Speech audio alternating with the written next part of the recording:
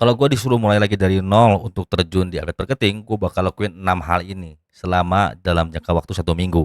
Karena kerasa banget ya ketika terjun di digital produk kemarin itu gue nanya di sosial media ya, di salah satu sosial media tuh sempat tanya gimana sih caranya untuk memulai jualan digital produk, lu tahu nggak isi komennya apa? Ya kayak beginian ya, link lah kelas, kemudian link grup lah dan sebagainya, ujung-ujungnya jualan juga mereka, jangan ada masalah sih sebenarnya ya.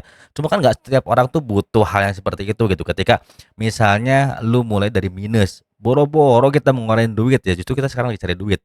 Nah, daripada kesasar di kemudian hari, bahkan yang pada akhirnya lu malah berhenti tengah jalan padahal tinggal selangkah lagi dan akhirnya disesali lah seperti yang udah-udah ya ketika lu udah berhenti malah ada konten yang FYP dan memulai lagi udah kerasa deh udah telat duluan karena udah kehilangan semangat. Nah, di sini aku bakalan breakdown gimana sih caranya memulai semuanya itu dalam jangka waktu 6 hari dan Akang ngerasa ini pengalaman Akang simpel banget dan berusaha untuk apa supaya teman-teman nggak kesasar juga kayak Akang sendiri ya karena kerasa banget saat sekarang tuh untuk dapetin orang yang berbagi sosial media hampir terhitung jarang sekali ada tapi itu sulit sekali ditemukan kalaupun ada ya biasanya mereka juga nggak selalu bisa berbagi di umum ya teman-temannya. Nah, hari pertama, Akang bakal lakuin hal ini. Jadi, yang pertama Akang bakal cari keahlian dan skill yang gue punya. Nah, contoh misalnya, Akang punya pengalaman nih di bidang jasa kontraktor, kemudian juga sebagai jualan retail ya dulu di Tokopedia sama di Shopee.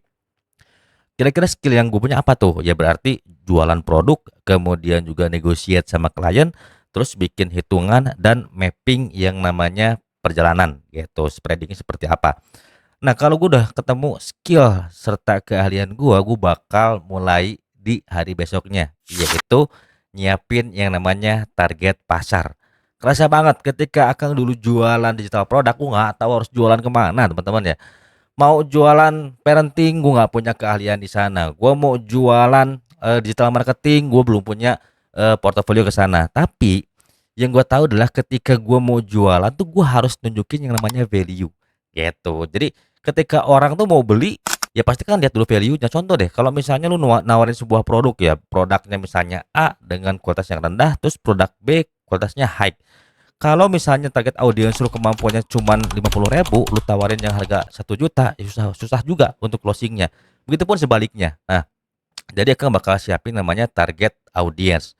Yang pertama yang bakal gue lakuin yaitu siapa orangnya. Kalau misalnya gue terjun di TikTok affiliate, gue bakal jualan yang namanya fashion. Fashion untuk siapa? Misalnya untuk Gen Z yang sering nongkrong di cafe, kemudian yang sering hangout sama teman-temannya, kemudian juga Gen Z yang sering beli aksesoris seperti tas buat kondangan, kemudian juga tas buat pesta. Nah, kalau udah itu gue bakal simpan tuh ya.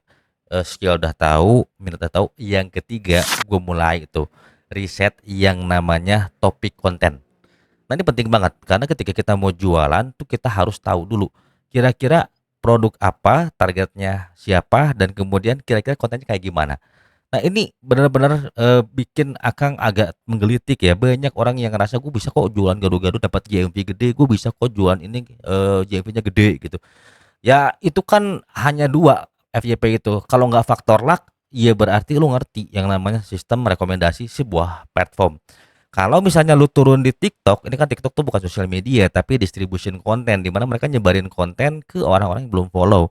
Beda kalau lu konten di Instagram. Follower dulu baru deh sisanya ke non follower. Berat kan? Nah, kalau di Shopee gimana? Ya Shopee itu pure e-commerce, lu nebeng traffic dari seller yang lagi campaign, barangnya trending, kemudian juga mereka benar-benar ngasih traffic ke kita. Gitu. Itu believe it or not yang begitu ya teman-temannya. Nah, setelah itu baru akan mulai kemas yang namanya script konten. Itu di hari keempat. Setelah gua tahu gua minatnya di mana, skillnya di mana, targetnya udah tahu, produknya udah tahu. Nah, baru gua bikin yang namanya kemasan konten. Yang pertama gua mau kayak gimana sih ngemas kontennya? Apakah gua mau edutainment atau misalnya education, storytelling, atau mungkin gua mau sekedar happy-happy aja. Tapi yang jelas ya teman-teman ya, ketika kamu terjun menjadi seorang affiliate marketing, mau di TikTok lah, mau di mana lah, lu udah nyampe jadi seorang konten kreator. Berarti kalau orang mau apa namanya klik keranjang kuning lu atau misalnya klik link yang kamu sebarin ke mereka, berarti lu harus nunjukin value dari diri lu. Kalau misalnya produknya bagus, brandnya bagus, itu orang udah nggak ragu lagi. Contoh misalnya kamu jualan produk, tas, Hermes gitu ya, terus jualan tas Louis Vuitton karena brandnya udah bagus. Meskipun lu belum punya branding tapi jualan produk tersebut, lu reviewnya kece, udah pasti dapat. Tapi ketika lu jualan produk yang orang nggak kenal dan kemudian juga terutama gitu buat community lu dengan target yang, daya belinya cuman 50 sampai 100 ribu, lu mau jualan tas yang harganya 300 ribu, berarti kan lu nunjukin namanya value. Di mana value-nya? Nggak mungkin di produk karena orang nggak kenal produknya. Tapi kalau value-nya ada di elu gitu loh dalam menyampaikan konten lah, misalnya lu reviewnya bagus, kemudian edukasinya bagus, kemudian juga cara menyampaikannya enak, ya berarti kan mereka udah terbangun yang namanya trust.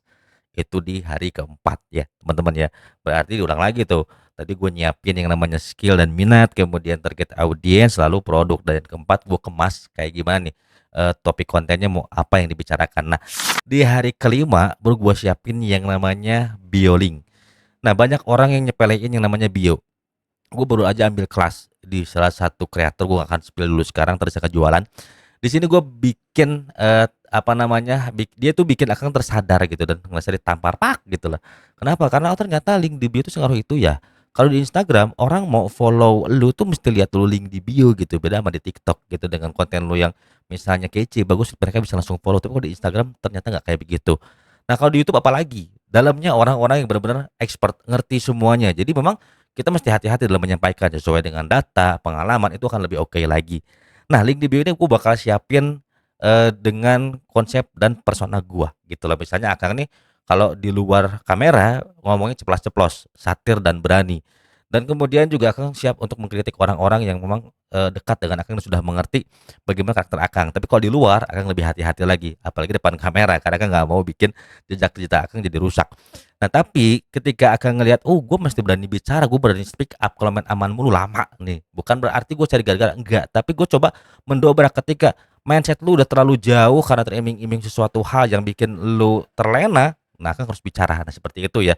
Jadi bionya bakal gue bikin misalnya nih Akang, udah tahu produknya yaitu jualan, produk elektronik untuk konten kreator dan juga isinya adalah materinya mengenai, konten ya. Jadi konten edukasi yang sifatnya ngemotivasi teman-teman supaya yuk melangkah dan bantu teman-teman semua dapetin cuan, dan dari info-info tersebut semoga bisa bantu kalian untuk mulai dapetin passive income atau sebagai, apa namanya, pendapatan kalian untuk sehari-hari.